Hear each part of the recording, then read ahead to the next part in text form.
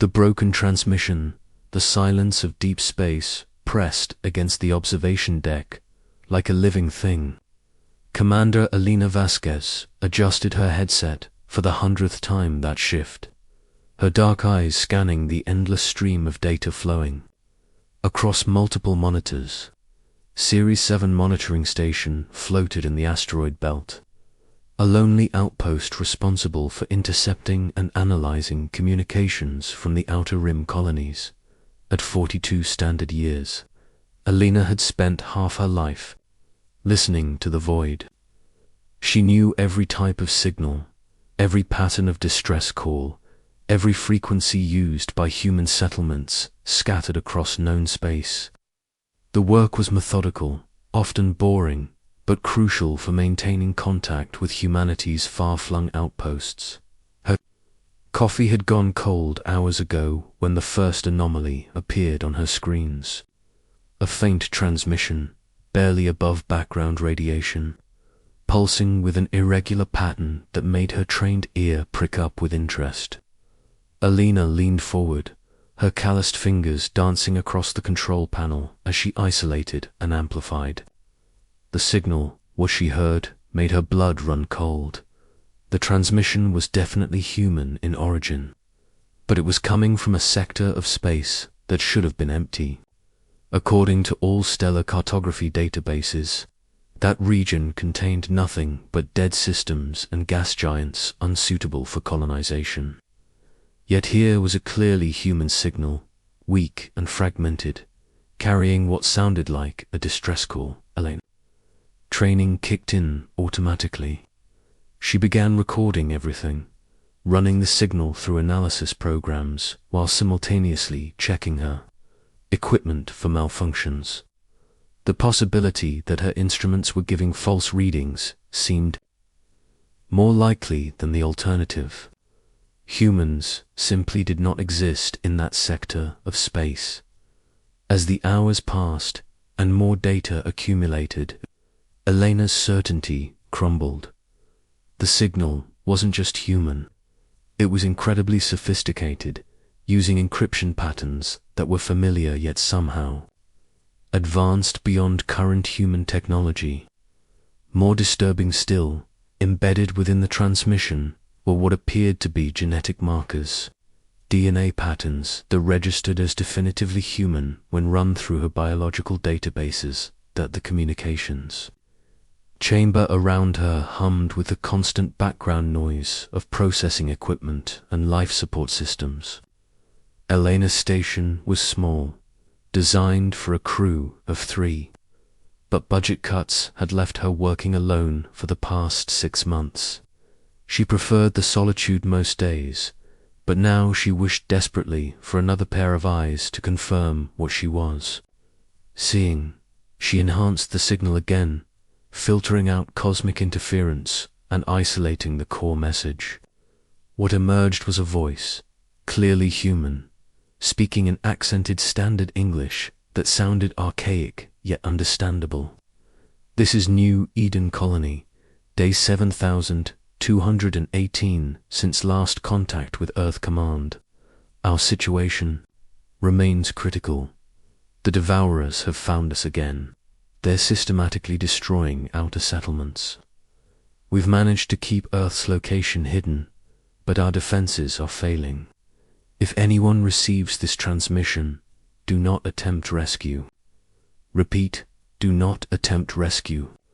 The coordinates attached to this message will lead you into a trap. We will continue to fight to protect the homeworld's location for as long as possible." Elena stared at her monitors in stunned silence. New Eden Colony was not in any database.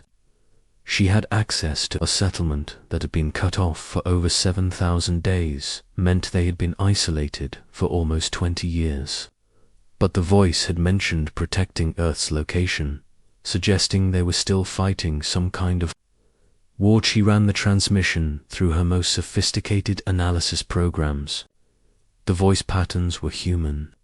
The technology was human-derived, but seemed to have evolved independently, and those genetic markers continued to register as authentic human. DNA. Everything pointed to the impossible conclusion that there was a hidden human colony fighting an unknown enemy in deep space. Elena's fingers trembled as she reached for the emergency communication array. Protocol demanded she report this immediately to Earth Command. Any potential human survivors took priority over everything else. But something in the transmission's tone gave her pause. The speaker had been very specific about not attempting rescue, warning that the coordinates were a trap. Before she could make her decision, alarms began shrieking throughout the station. Elena's blood pressure spiked as she saw what her sensors had detected. 3 unidentified vessels had just dropped out of hyperspace near her position. Their configuration was unlike anything in human databases. Organic-looking ships that seemed to pulse and shift as if alive. The lead ship was massive, easily 10 times the size of Elena's station. Its surface appeared to be covered in what looked like chitinous plates that reflected her sensor beams in disturbing patterns. The 2 smaller vessels flanked it like predators circling prey, their movements too fluid to be purely mechanical. Elena's training took over despite her fear. She activated all recording equipment and began transmitting everything to Earth Command on emergency frequencies. If these were the devourers mentioned in the transmission, then humanity needed to know about them. Her hands flew across the control panels as she powered up the station's limited defensive systems and prepared the escape pods. The alien ships approached with deliberate slowness, as if savoring the hunt. Elena could see weapon ports opening along their hulls, revealing technology that glowed with an unsettling bioluminescent light. These weren't machines in any conventional sense. They were something far more alien and threatening. A communication attempt came through on multiple frequencies simultaneously. Elena hesitated, then opened a channel. What emerged from her speakers was not a voice, but something far worse. It was a sound that bypassed rational thought and struck directly at primal fears. The noise was wet, organic, filled with hunger, an intelligence that was utterly inhuman. Elena cut the channel immediately and began emergency evacuation procedures.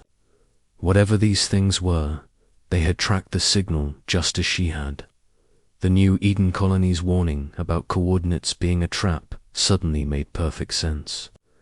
These creatures were using the distress call to hunt down anyone who might discover their existence. The station shuddered as the first energy blast struck the outer hull. Elena's screens flickered and several systems went offline immediately. The alien weapons seemed designed to disable rather than destroy, suggesting they wanted the station intact for some reason. That thought was more terrifying than the alternative. Elena sealed herself into the emergency command pod and activated the station's self-destruct sequence. If these creatures wanted her technology, they would get nothing but scrap metal and radiation. She had managed to transmit most of her data to Earth Command, but the transmission from New Eden Colony remained in her personal storage banks. As her fingers hovered over the final activation key, Elena made a decision that would change everything. Instead of triggering the self-destruct, she launched herself in an escape pod toward the coordinates mentioned in the New Eden transmission.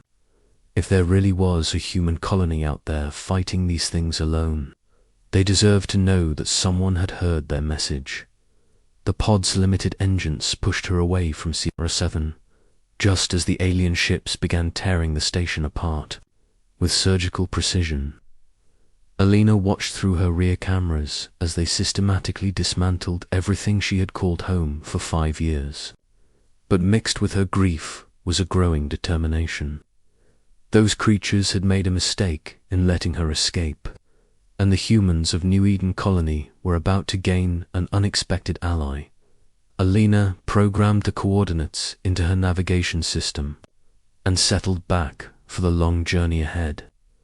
Her escape pod carried enough supplies for 2 weeks, while the journey to New Eden would take nearly a month. Those odds would have discouraged most people, but Elena had spent her career listening to the voices of human survivors against impossible odds. She knew that determination and ingenuity could overcome almost anything. As Series 7 became a distant speck behind her, Elena began composing a message of her own. If she was going to die on this journey, at least the people of New Eden would know that someone on Earth had heard their call. Someone was coming to help, even if it was just one person in a damaged escape pod with limited supplies and an unlimited determination to reach them. The vast emptiness of space stretched ahead, but Elena no longer felt alone. Somewhere in that darkness was a colony of humans who had been fighting to protect Earth for 20 years. They had earned the right to know they weren't forgotten, and Elena intended to make sure they got that message. Her pod's engines hummed steadily as she began the long journey toward coordinates that might lead to salvation or destruction. Either way, she was committed now. The universe was about to learn that humans never abandoned their own, no matter how far they had to travel or what monsters stood in their way. The colony that shouldn't exist, Elena's escape pod, drifted through the outer atmosphere of Echo Prime like a dying ember. 3 weeks into her journey, the pod's life support systems were failing and her food supplies had run out 2 days ago.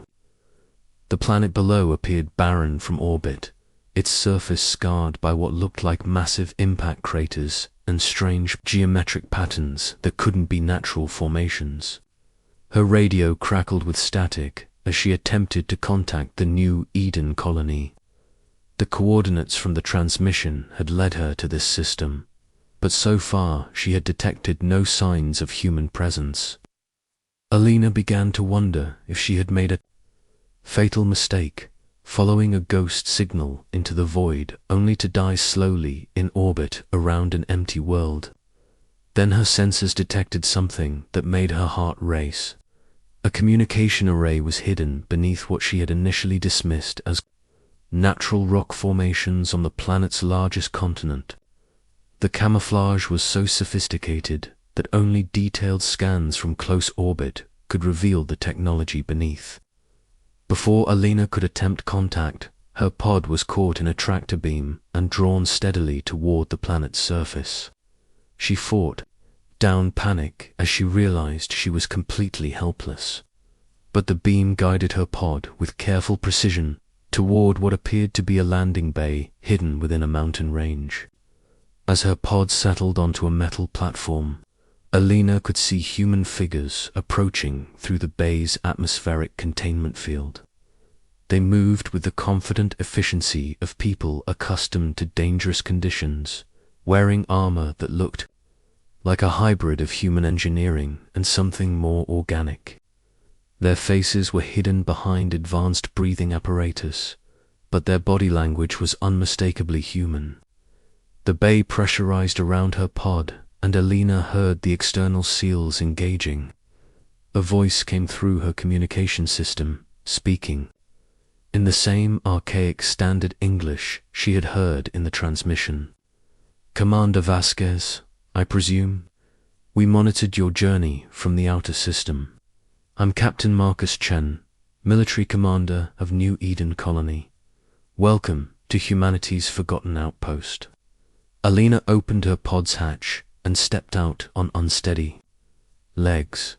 The man who greeted her was tall and lean, with graying hair and eyes that held the weight of too many battles. His handshake was firm, but she could see the surprise in his expression as he took in her appearance. "You came alone," Captain Chen said. It wasn't a question, but there was something like wonder in his voice.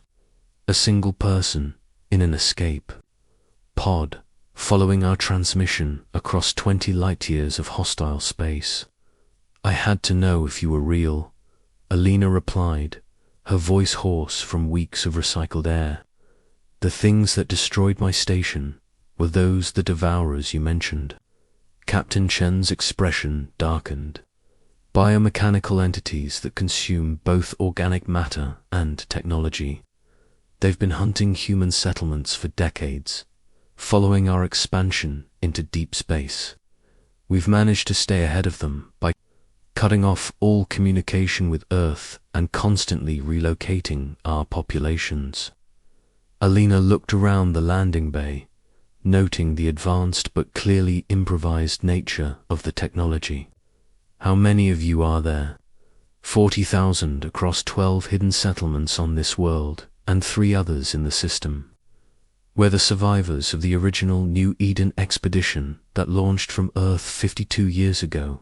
When the first attacked, we had to make a choice.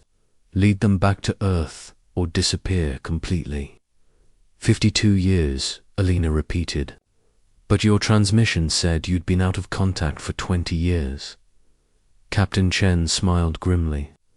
We maintained covert observation posts near human space until 20 years ago.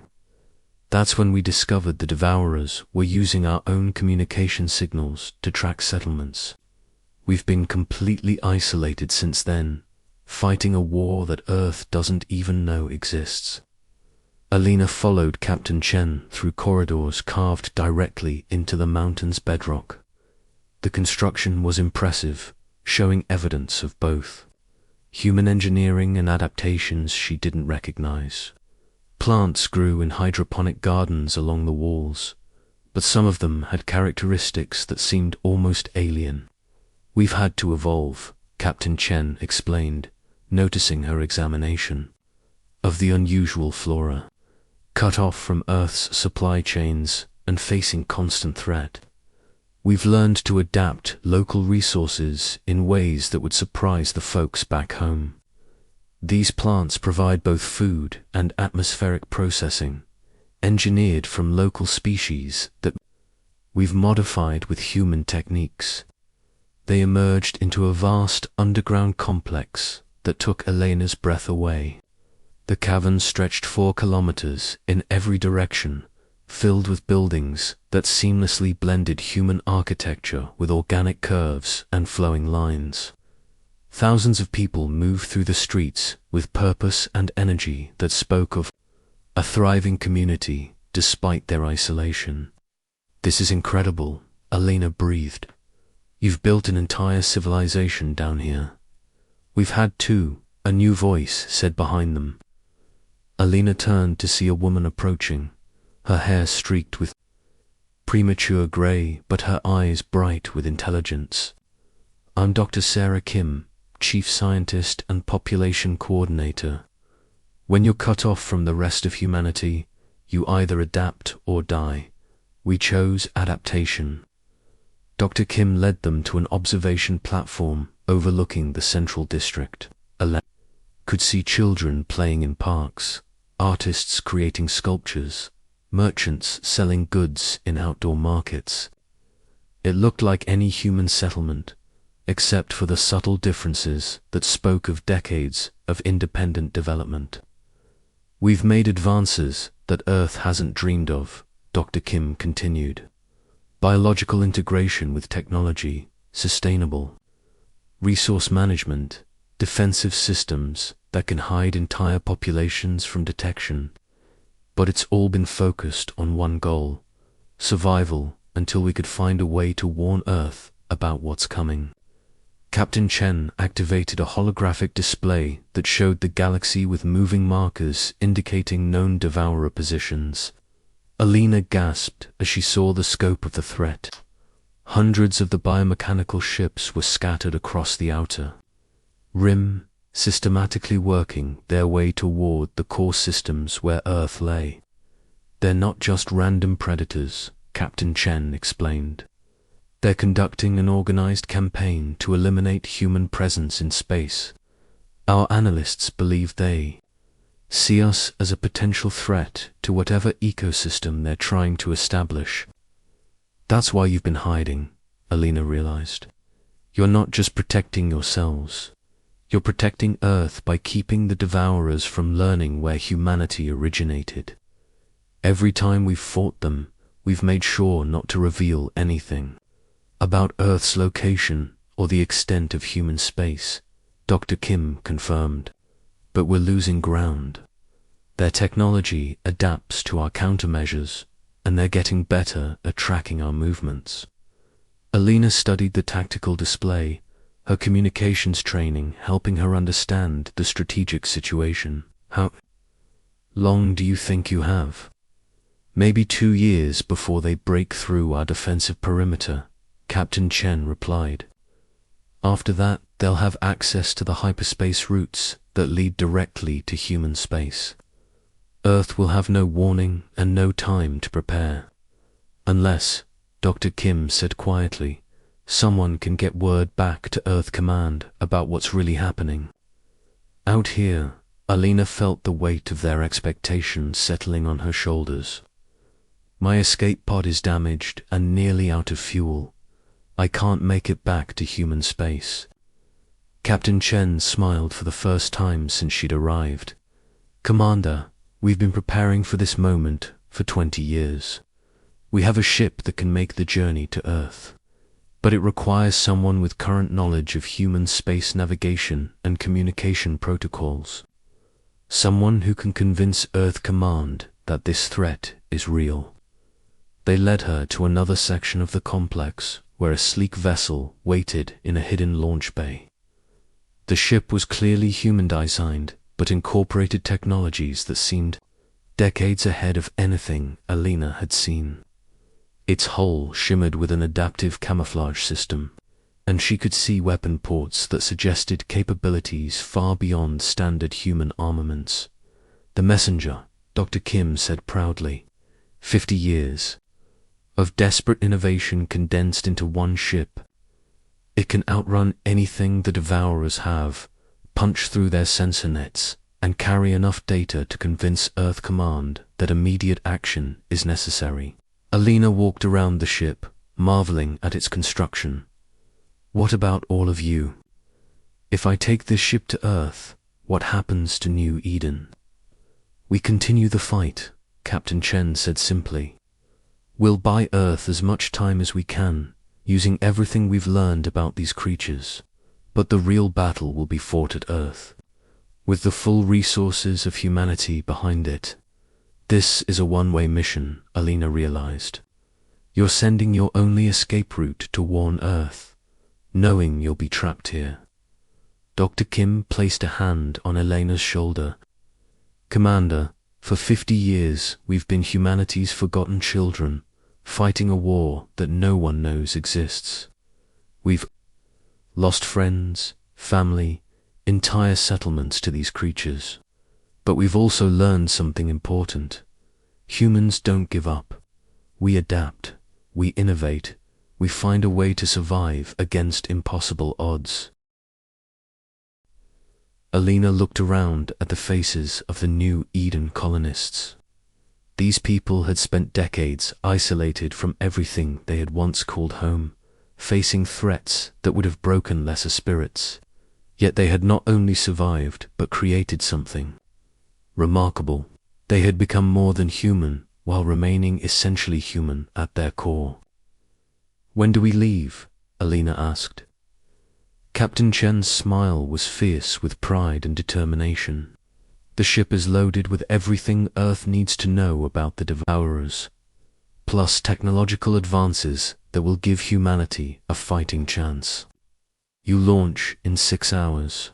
As Alina prepared for another impossible journey, she reflected on what she had discovered. New Eden Colony represented the best of human nature, the willingness to sacrifice for others, the ingenuity to solve seemingly impossible problems, and the determination to keep fighting even when all hope seemed lost. The messenger lifted off from Echo Prime carrying more than just a warning. It carried proof that humanity's greatest strength wasn't technology or firepower, but the simple refusal to abandon hope in the face of overwhelming odds. Alina had come looking for a lost colony, and found something far more precious, a reminder of what humans were capable of when they refused to surrender. The journey back to Earth would take weeks, but Alina was no longer flying alone. She carried with her the hopes and dreams of 40,000 people who had given everything to protect a world they might never see again. That was a burden worth carrying, and Alina intended to make sure their sacrifice was not in vain.